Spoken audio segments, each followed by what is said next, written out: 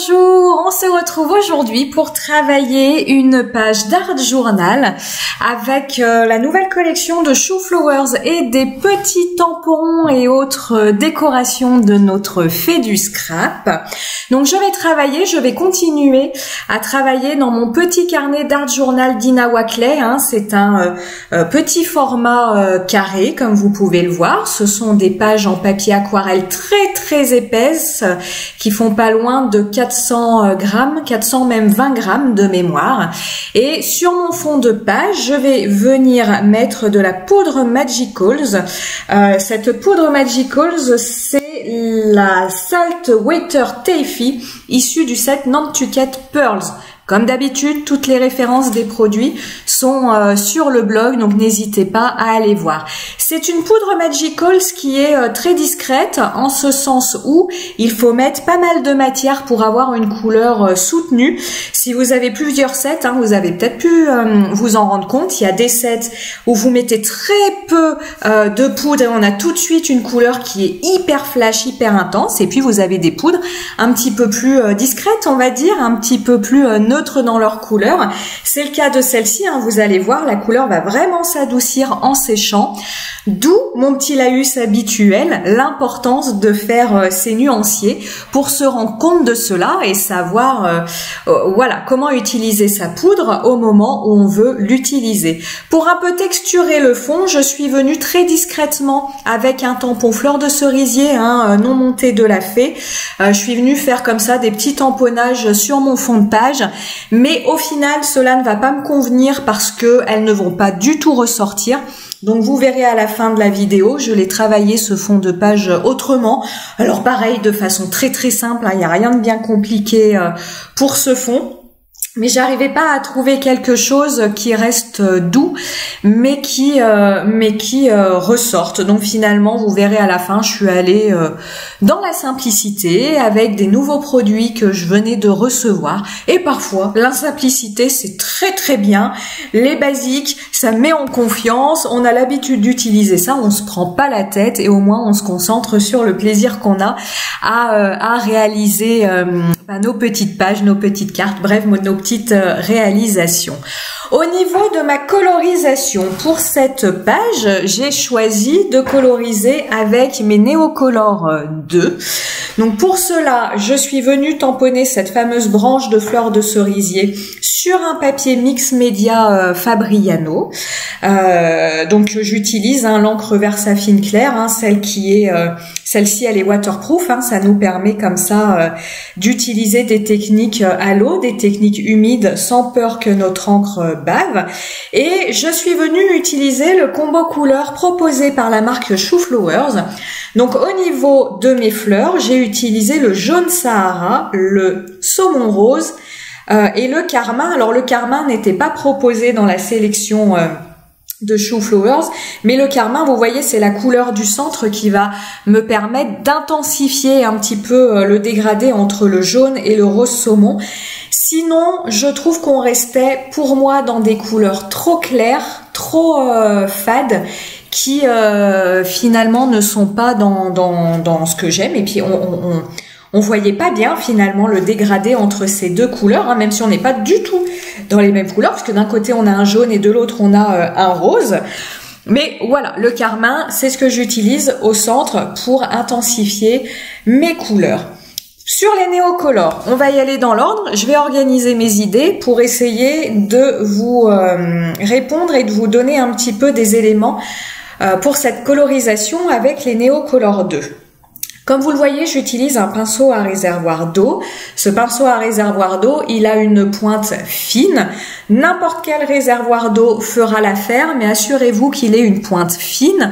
Les pointes fines permettent tout simplement de travailler plus dans le détail qu'une pointe épaisse. Jusque-là, ça paraît évident. La deuxième chose, vous ne le voyez pas à l'écran parce que j'ai préféré zoomer sur ma colorisation. J'utilise la palette Caran d'Ache. Cette palette, c'est une palette en plastique rugueuse sur laquelle vous venez frotter soit vos Neocolor 2, soit vos crayons de couleur aquarellables. Et ensuite, vous venez prélever du pigment avec la pointe de votre pinceau. Et ce pigment, après, vous venez le déposer sur votre colorisation.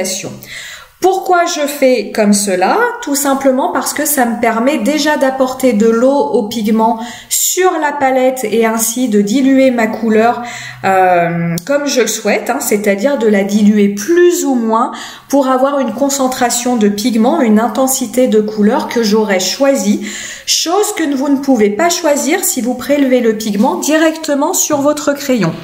Donc, vous pouvez tout à fait venir prélever directement votre pigment sur votre crayon. Ça marche très très bien. Il n'y a pas de souci avec ça. Hein. Ça n'abîme pas le crayon. Ils sont faits pour.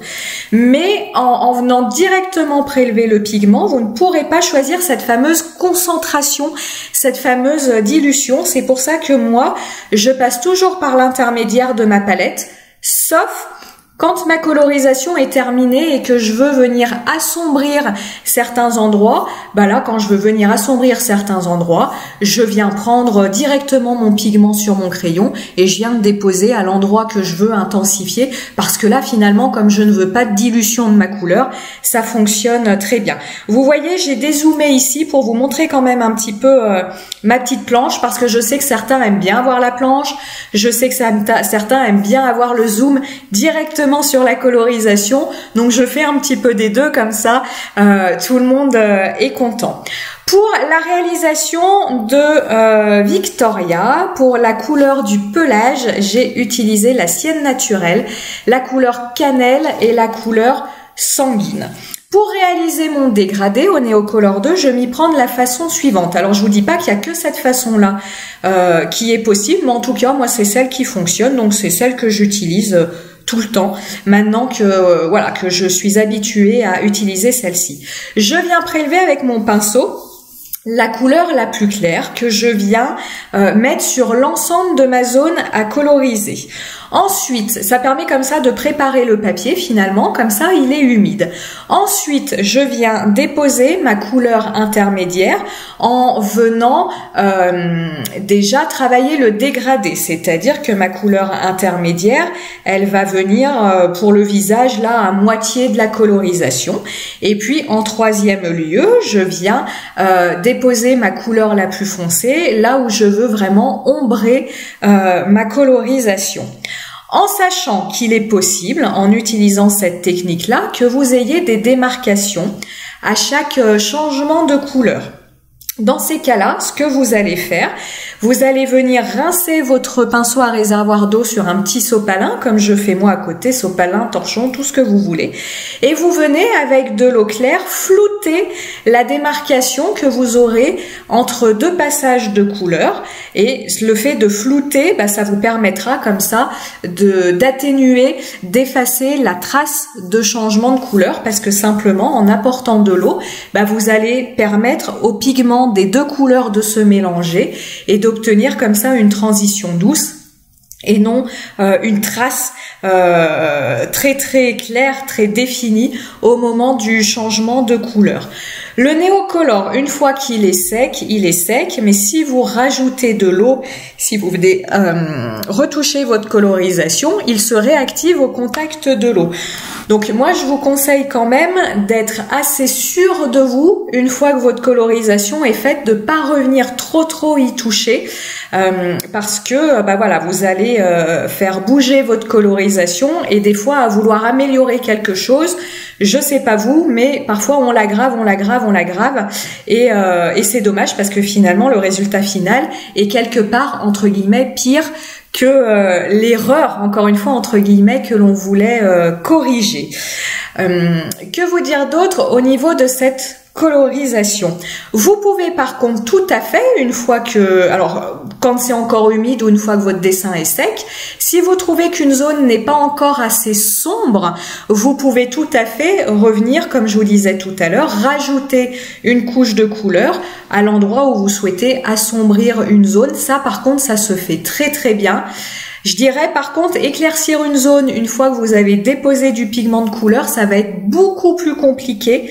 Donc avant de vous lancer dans la colorisation, n'hésitez pas à vous poser quelques secondes pour réfléchir aux endroits que vous voulez voir être les plus clairs et les endroits que vous voulez voir être les plus foncés, parce que autant foncer une zone, c'est très simple, Autant éclaircir une zone, c'est compliqué. Alors là, on est sur du matériel humide, aquarellable. Éclaircir une zone quand votre matériel est encore humide, c'est possible. Vous venez tout simplement avec votre pinceau à réservoir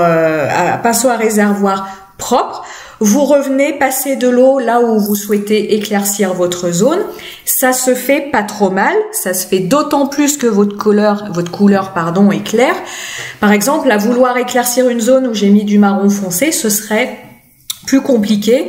Là où vous avez du bleu clair, c'est pas très compliqué. C'est d'ailleurs ce que j'ai fait il y a peu.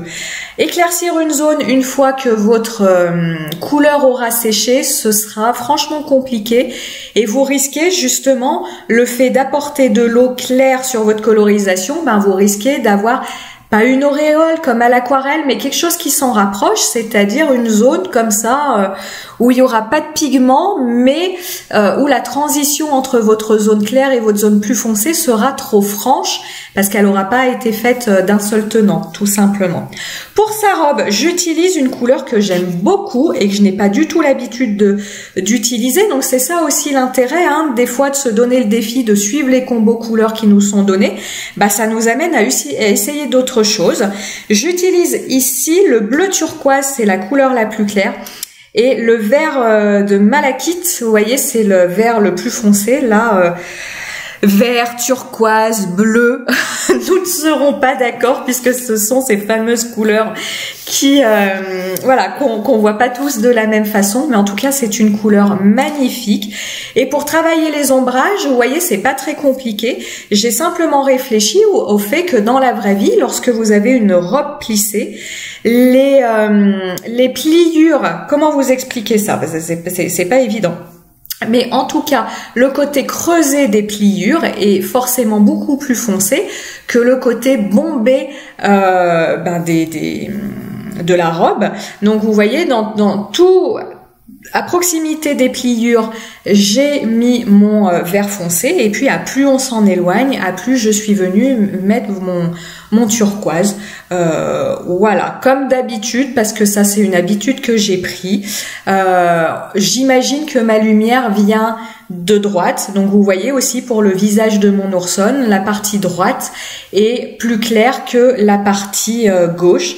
Au niveau des bras, c'est la même chose, l'ombre est toujours finalement de la même, et puis au niveau de la robe, on le voit très bien, tout ce qui est exposé à droite est plus foncé et plus clair, que ce qui est exposé à gauche. Pour apporter une petite touche de doré, je suis venue avec mon aquarelle dorée et un pinceau extrêmement fin. Je suis venue faire le petit ruban qu'elle a dans les cheveux et puis faire les petits motifs qu'elle a sur sa robe. J'avais envie d'utiliser mes aquarelles dorées, j'ai donc utilisé mes aquarelles dorées. Si vous n'en avez pas, vous avez le stylo gel doré de Pentel qui fera très bien l'affaire. Il est juste moins couvrant que l'aquarelle dorée, en tout cas celle que j'ai. Et si vous la diluez avec peu d'eau, elle est très couvrante, vous le voyez. Ce qui fait que quand j'ai un petit peu débordé sur mes motifs de la robe, parce que vous voyez au moment de la colorisation, j'ai pas fait le tour des motifs de ma robe, je suis passée dessus, le vert ne va pas transparaître finalement avec mon aquarelle dorée, ce qui serait peut-être le cas avec le stylo gel doré. Mon fond, comme je vous disais, je reviens le travailler avec les bonnes vieilles recettes, c'est-à-dire une distress. Alors là, c'est pas une oxyde parce que je me suis trompée en la commandant. J'utilise beaucoup les oxydes, moi, mais enfin, j'ai commandé cette fois la Distress Ink qui va très bien. Et c'est la Saltwater Teffy. Voilà, comme toujours, mon anglais, nous n'y reviendrons pas. J'ai, pour faire un rappel de la robe de Victoria, je suis venue faire des feuilles de la même couleur. Les feuilles que vous voyez sont issues du tampon de Shoe Flowers où vous avez la porte. Avec ce tampon, c'est un tampon mousse, vous avez un immense feuillage et cet immense feuillage est composé de plusieurs feuilles. Je suis venue coloriser ces feuilles en turquoise, je suis venue les détourer une à une ou en tout cas les ensembles parce que ça fonctionne par ensemble. Je suis venue les détourer et les faire un assemblage au niveau de l'ensemble de mes motifs. Pour le Polaroid, c'est un die de la Fée du Scrap et j'ai dissocié le fond de mon Polaroid du cadre du Polaroid. Le cadre de mon Polaroid, je suis venue le découper dans un papier blanc lambda, un petit peu épais quand même, mais lambda. Et le fond de mon Polaroid, je suis venue le découper dans un papier à motif. C'était un papier de la collection Voyage Imaginaire de Chou Flowers. Et dans ce papier, vous avez en fait une carte. Et je suis venue découper à un endroit où la carte est quand même assez claire pour rappeler l'idée de Victoria qui part en voyage. Pareil, pour rappeler l'idée du voyage, je lui ai fait une petite valise. Le marron de la valise est le même marron que son pelage. Et pareil, sur les attaches de la valise, je suis venue mettre de l'aquarelle dorée. Et pour continuer à accentuer l'idée de voyage, je suis venue découper dans la planche de tampon, vous avez la petite valise, le billet contrôle, son billet de train, et puis le petit ticket de train que vous voyez vers la valise. Pour accentuer le contraste, je suis venue faire des projections d'encre acrylique noire puisque le blanc ne se serait pas vu sur mon fond rose. Il aurait été aspiré parce que ce papier aquarelle est très aspirant. Donc le blanc aurait été complètement aspiré par le papier aquarelle. Donc je suis venue faire des petites touches noires et comme mon crayon était bientôt vide, il nous a fait des toutes petites projections. Donc je suis venue accentuer ces projections en y apportant des petites doses de Crystal Drop noir de Nuvo. Mes petites touches de marqueur acrylique blanc qui signent pour moi la fin de ma réalisation. Vraiment, c'est quelque chose de complètement psychologique. Alors, j'aime bien mettre des petites traces de stylo blanc, mais pour moi, quand je mets mes petites traces de stylo blanc, ça signifie que j'ai fini, que j'arrête d'en rajouter, parce que parfois, c'est compliqué de savoir quand est-ce qu'il faut s'arrêter. J'ai mis un petit titre très simple en bas de ma page, voir la vie en rose, parce que pourquoi j'ai mis ce titre-là? Ça me plaisait bien, déjà, c'est important, mais surtout, j'ai énormément de mal à travailler ce rose. Cette page qui est extrêmement simple, j'ai mis un temps fou à la faire, parce que le rose, c'est une couleur avec laquelle j'ai du mal. Donc, c'est intéressant de venir travailler des couleurs qu'on n'a pas l'habitude. J'espère que cette vidéo vous aura plu, et moi, je vous dis à très bientôt!